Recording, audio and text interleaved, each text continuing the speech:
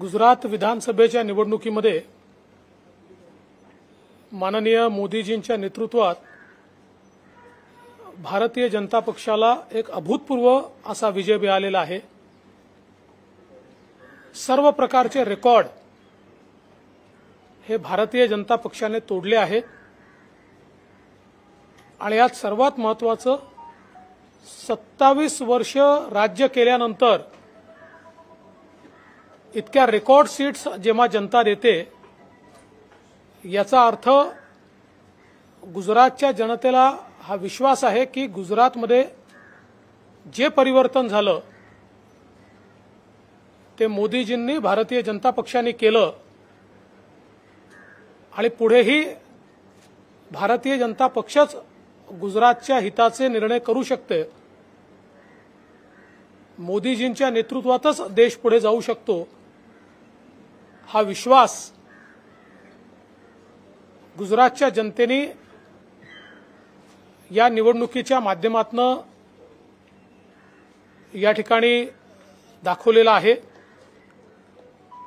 52% votes हे भारतीय जनता पक्षाला मिळाले आहेत आणि आतापर्यंत जी काही ट्रेंड्स आहेत आणि ज्या सीट्स आल्या आहेत कमी अधिक प्रमाणात 157 जागी भाजपा जिंकलाय किंवा पुढे आहे अशी परिस्थिती आहे। काँग्रेस आजपर्यंतच्या इतिहासातल्या सर्वात लोएस्ट स्कोरवर तिथे गेलेला आहे 16 जागा आणि ज्यांनी मुख्यमंत्री पदाचा उमेदवार घोषित केला होता आणि आम्ही निवडून येणार असं लेखी दिलं होतं अशा आप नावाच्या पार्टीचे त्या ठिकाणी पुरते 12 वाजले आहेत आणि जनतेने त्यांना पूर्णपणे नाकारलेला आहे। त्यामुळे आप पार्टी ही दिल्लीपुरतं मर्यादित पार्टी आहे एकदा पुन्हा गुजरातनी या ठिकाणी दाखवून दिलेला आहे। मी गुजरातच्या जनतेचे मनापासून आभार मानतो, अभिनंदन करतो। खरं म्हणजे मी देखील त्या ठिकाणी प्रचाराला गेलो होतो आणि त्यावेळीच जनतेचा मूड अतिशय स्पष्ट दिसत होता। गुजरात मोदीमय होतं, भाजपमय होतं। जनतेने मूड बनवलेला होता आणि ज्या ज्या ठिकाणी मी सभांना गेलो तिथे मोदीजींचं नाव घेतल्यानंतर जो उत्स्फूर्त प्रतिसाद मिळायचा त्यातूनच लक्षात यायचं की लोकांची मानसिकता काय आहे। निवडून आलेल्या सगळ्या आमदारांना मी मनापासून शुभेच्छा देतो। गुजरातचे मुख्यमंत्री भूपेंद्र भाई, तिथले आमचे प्रदेश अध्यक्ष अशा सगळ्यांना मनापासून मी शुभेच्छा देतो।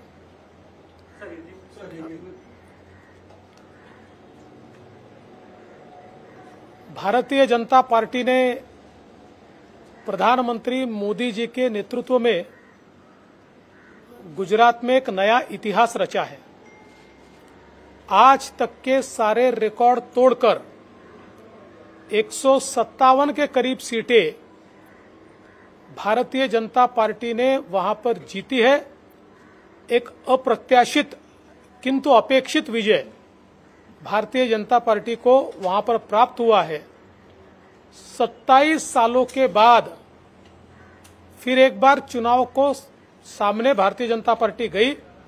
27 साल राज करने के बाद अमूमन एक एंटी इनकम्बेंसी होगी ऐसा विरोधी पक्ष मानते थे, किंतु ये प्रो इनकम्बेंसी ऐसा मैंने कहा था जो आज रिजल्ट में दिखाई पड़ता है और लोगों ने पूरा विश्वास मोदी जी के ऊपर और भारतीय जनता पार्टी के ऊपर रखा। कांग्रेस का सफाया हुआ है। कांग्रेस ऑल टाइम लो केवल 16-17 सीटों पर वहां दिखाई पड़ती है और जिन्होंने अपना मुख्यमंत्री पद का दावेदार उम्मीदवार घोषित किया था ऐसी आप नाम की पार्टी ये पूरी मुंह के बल गिरी है। उनके नेता अरविंद केजरीवाल जी ने एक टीवी शो में लिखकर दिया था कि हमारी सरकार भी आएगी और हमारी कितनी सीटें आएगी। अब कितनी लिखी थी वो तो उनको मालूम है और टीवी वालों को मालूम है, किंतु आज के रिजल्ट ने ये बता दिया कि वे दिल्ली के नेता है, दिल्ली के बाहर वो नेता नहीं है, उनकी पार्टी नहीं है। मैं मोदी जी के साथ साथ हमारे राष्ट्रीय अध्यक्ष जी का भी बहुत बहुत अभिनंदन करता हूं, जिनके नेतृत्व में भारतीय जनता पार्टी आगे बढ़ रही है। केंद्रीय गृह मंत्री अमित भाई शाह, जिन्होंने अपना बहुत समय गुजरात को दिया, उनका भी आभार व्यक्त करता हूं। गुजरात के हमारे मुख्यमंत्री भूपेंद्र भाई, हमारे प्रदेश अध्यक्ष पाटिल जी, इन सभी को मैं बधाई देता हूं और साथ साथ गुजरात की जनता का भी आभार व्यक्त करता हूं।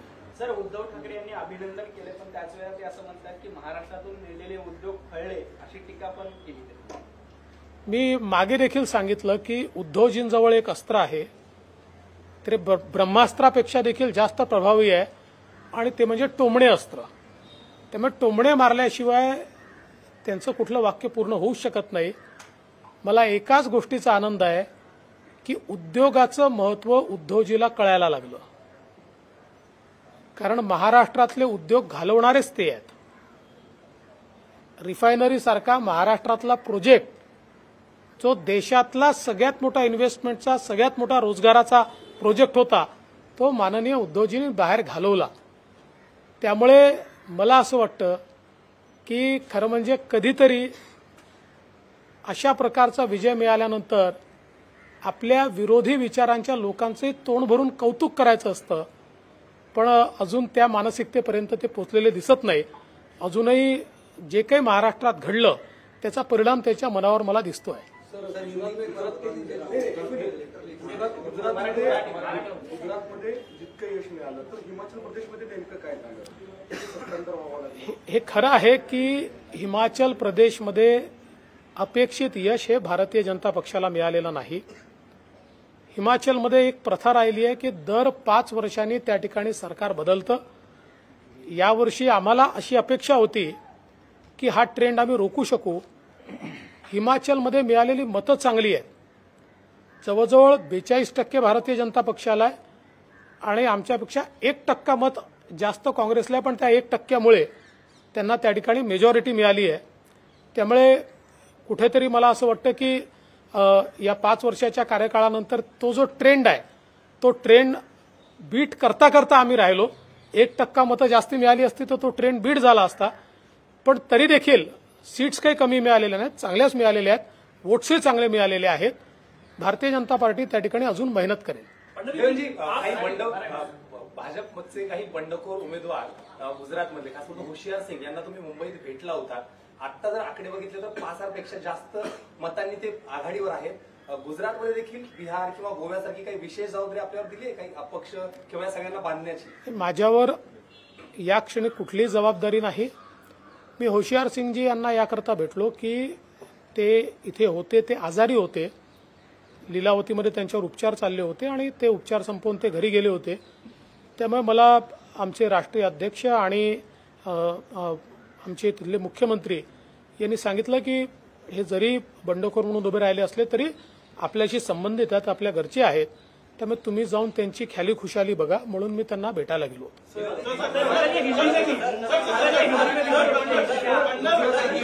मराठीच खत्म करके फिर हिंदी में नाही, आता तरी त्याच्यावर मी काय बोलणार।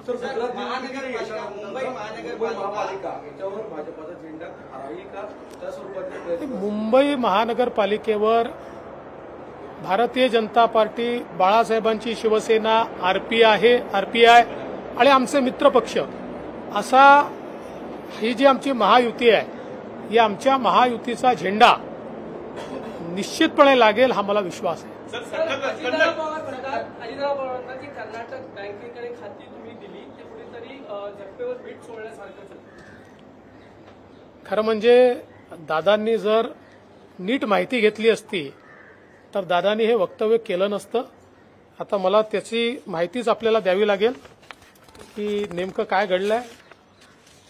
दुर्दैवाने दादाच त्यावेळी मंत्री होते. 8 डिसेंबर 2021 कर्नाटक बँकेचा राज्य सरकारकडे अर्ज. 21 डिसेंबर 2021 कर्नाटक बँकेशी करारावर स्वाक्षरी झाली आहे. त्यावेळेस कोणाचं सरकार होतं आणि कोण होतं? तेच उत्कर्ष स्मॉल फायनान्स बँक. 21 जून 2022 अर्ज. 21 जून 2022 त्यांच्याशी करार. जम्मू काश्मीर बँक 30 जुलै अर्ज. 21 जुलै 2022 ला त्यांच्याशी करार. आणि यासोबत 9 डिसेंबरला महाविकास आघाडीने बंधन बँकेला, इक्विटा स्मॉल फायनान्स बँकेला आणि करूर वैश्य बँक लिमिटेड आणि साऊथ इंडियन बँक यांना देखील अशाच प्रकारचे खाते हँडल करण्याकरता ही परवानगी दिलेली आहे. त्यामुळे मला असं वाटतं की कर्नाटक बँक असेल किंवा उत्कर्ष फायनान्स बँक असेल, आमचं सरकार याच्या 1 वर्ष आधी त्यांनी दिलेलं आहे आणि आता तेच टीका करतायत. मला तर आश्चर्यच वाटतं. एक गोष्ट आपण यात लक्षात घेतली पाहिजे की मी त्यांच्यावर याकरता टीका करणार नाही. या बँकांची नावं काही जरी असली तरी देखील या फायनान्शियल इन्स्टिट्यूशन्स आहेत, या रजिस्टर्ड बँका आहेत. उद्या बँक ऑफ महाराष्ट्र आहे, याचं नाव जरी महाराष्ट्र असलं तरी देखील राष्ट्रीय बँक आहे. त्यामुळे उद्या बँक ऑफ महाराष्ट्र म्हणून कर्नाटकने आम्ही यांना खाते देणार नाही किंवा अजून कोणीतरी खाते देणार नाही असं म्हणणं योग्य नाही. ही प्रथाही योग्य नाही. तथापि कर्नाटक बँकेला ही सगळी खाती किंवा हे सगळे बिझनेस देण्याचा निर्णय आमचं सरकार याच्यापूर्वी आणि आजपासून 1 वर्षापूर्वी महाविकास आघाडीच्या सरकारमध्ये उद्धव ठाकरेजी मुख्यमंत्री असताना आणि अजितदादा पवार फायनान्स मिनिस्टर असताना हे देण्यात आलेले आहेत. आता एक अजून मी हे सांगू इच्छितो की या ज्या सगळ्या गोष्टी आहेत, या गोष्टी मी मुख्यमंत्री राहिलोय, फायनान्स मिनिस्टरही आहे.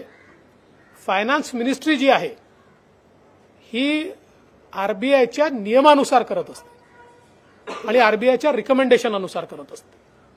एखाद्याला वाटलं म्हणून द्यायचं किंवा एखाद्याला वाटलं म्हणून द्यायचं नाही असा त्याचा कुठलाही अर्थ नसतो. सर, कर्नाटक सुरूच आहे. गदगमध्ये आजही गाड्या अडवण्यात आलेल्या आहेत. त्यांना तिथे घोषणावली केलेली आहे, त्याच्या गाड्यावर चढून घोषणावली केलेली आहे. आजही ते प्रकार सुरूच. मला असं वाटतंय की यामध्ये काहीतरी राजकीय षडयंत्र आहे आणि 2 राज्यांमध्ये अशांतता पसरावी या दृष्टीनं काही लोक आता कार्यरत झालेले आहेत. कारण मी स्वतः तिथल्या मुख्यमंत्र्यांशी बोललोय, मी केंद्रीय गृहमंत्र्यांशी बोललोय.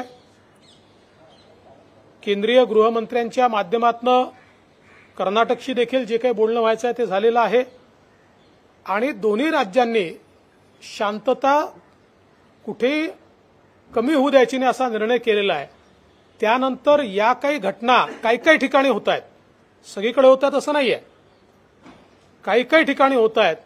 याच्या पाठीमागे काही राजकीय षडयंत्र आहे असा आता वास यायला लागलाय. सर, संजय राऊत यांनी आरोप केलाय की त्यांना धमकीचे 2 फोन कालपासून आले आहेत आणि त्यांच्या जीवाला काही बरं वाईट झालं तर सरकार यासाठी जबाबदार राहील. काही चौकशी या संदर्भात केली जाईल. ते नक्की बघा, ते संजय राऊत असो किंवा कोणी असो, महाराष्ट्र राज्याचे जे नागरिक आहेत त्यांच्या जीविताची रक्षण करणं ही पोलिसांची जबाबदारीच आहे.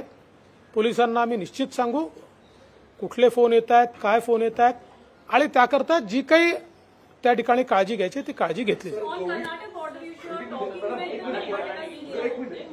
सर, गौरी भिडे यांनी जनहित याचिका दाखल केली होती हायकोर्टामध्ये ठाकरे यांच्या प्रॉपर्टीवरनं. आज त्याच्यामध्ये राज्य सरकारच्या वतीने कोर्टात सांगण्यात आलेलं आहे की पोलीस गृह विभाग याचं प्राथमिक चौकशी सुरू करते. असे स्वरूपाचे काही आदेश दिले गेलेले आहेत? आता कोर्टात काय झालंय मला याची पूर्ण कल्पना नाही आहे, त्यामुळे कोर्टात नेमकं काय घडलेलं आहे याची कल्पना घेतल्यानंतरच मी त्या संदर्भात बोलू शकेन.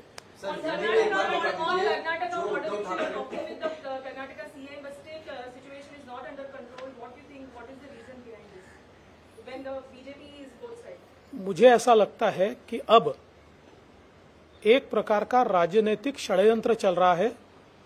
दोनों राज्यों में अशांति फैले इसका प्रयास कुछ लोग मिलकर जानबूझकर कर रहे हैं, क्योंकि मैंने स्वयं कर्नाटक के मुख्यमंत्री से बात की।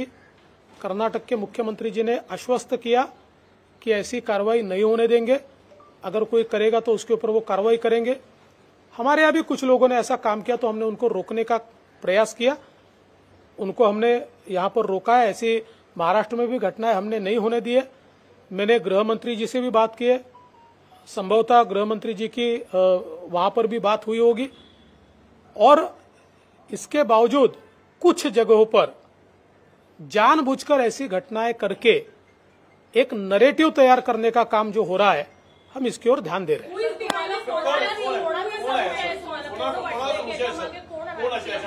असं आहे की या संदर्भात माहिती लवकरच मी सांगेन, ती माहिती बाहेर येईल।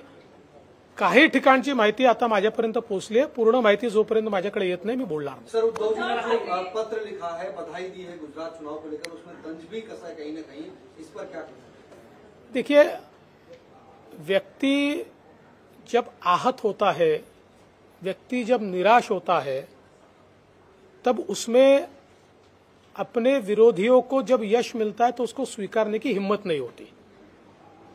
कभी कभी जब इतना बड़ा यश विरोधियों को भी मिलता है तो खुले मन से उसको स्वीकारना चाहिए, लेकिन वो उसको स्वीकार नहीं पा रहे। लेकिन मुझे बहुत खुशी है कि पहली बार उद्धव जी उद्योगों के बारे में बोल रहे हैं और उद्योग बचने चाहिए ऐसा बोल रहे हैं, क्योंकि महाराष्ट्र से बड़े बड़े उद्योग तो बाहर भेजने वाले ही वो है। रिफाइनरी जैसा उद्योग जो देश का सबसे बड़ी आज तक के इतिहास की इन्वेस्टमेंट, सबसे बड़ी रोजगार निर्माण करने वाली इन्वेस्टमेंट को रोकने का काम उन्होंने किया है। तो चलो इसमें से कम वो सीख ले रहे। सर, हिमाचल में जिस तरह से बीजेपी का प्रयोग करा, इस बार भी वो नैरेटिव नहीं सेट हो पाया, क्योंकि 5 साल बीजेपी की सरकार रही। एक उम्मीद आप लोग लगाकर बैठे थे, कैंपेन किया था, यहाँ से भी बीजेपी के नेता गए थे, उम्मीद के मुताबिक रिजल्ट नहीं रहा। देखिए, ऐसा है कि एक ट्रेंड हमेशा हिमाचल प्रदेश में रहा है कि वहां सरकार रिपीट नहीं होती, हर बार नई सरकार चुनकर आती है। हम लोगों को जरूर लगता था कि लोग उस ट्रेंड को इस बार समाप्त करेंगे और भारतीय जनता पार्टी को वापस चुनकर देंगे। कुछ उस प्रकार का मतदान भी लोगों ने किया है, क्योंकि मात्र 1% वोट से हमारी सरकार गई है, हमारी सीटें कम आई है। अगर 1% वोट इधर होता तो ये नंबर उल्टा हो जाता। लेकिन फिर भी जो भी जनादेश है उसको स्वीकार करना चाहिए, उसको स्वीकार कर हमारी पार्टी आगे बढ़ेगी। एनसीपी का गुजरात के जो परिणाम है वो मुंबई और महाराष्ट्र पे कितने इफेक्ट दे रहे हैं, और दूसरी तरफ जो है कर्नाटक बॉर्डर पर इस तरह का इश्यू क्रिएट हो रहा है। देखिए, जब कोई बिना पढ़े बिना विचार किए बयान दे देता है तो बयान कभी कभी वो न चाहते हुए भी मूर्खतापूर्ण हो जाता है। कर्नाटक बैंक को जो बिजनेस दिया गया वो दिसंबर 2021 में दिया गया। उस समय उद्धव ठाकरे जी की सरकार थी, एनसीपी के अजीत पवार जी ये उस समय फाइनेंस मिनिस्टर थे, उस समय ये दिया गया है। तो आज उसके बारे में बोलना, ये मुझे ऐसा लगता है कि थोड़ा उनका अभ्यास कम पड़ा है। लेकिन मैं उसके बावजूद ये कहना चाहता हूं कि किसी बैंक को कोई नाम है, इसके आधार पर हम डिस्क्रिमिनेट नहीं कर सकते। कल हमारी बैंक ऑफ महाराष्ट्र है, वो कोई महाराष्ट्र सरकार की बैंक तो नहीं है, लेकिन नाम महाराष्ट्र का है, इसलिए उसको कोई डिस्क्रिमिनेट करे ये भी गलत है। इसमें आरबीआई जिन बैंकों को परमिशन देता है और जिनके साथ स्टेट बिजनेस करे कहता है, ऐसे किसी भी बैंक के साथ कोई भी स्टेट अगर बिजनेस करे तो गलत नहीं होता है। लेकिन फिर भी बिना सोचे समझे नैरेटिव तैयार करने के चक्कर में ये जो बयानबाजी हो रही है गलत है। सर, मुंबई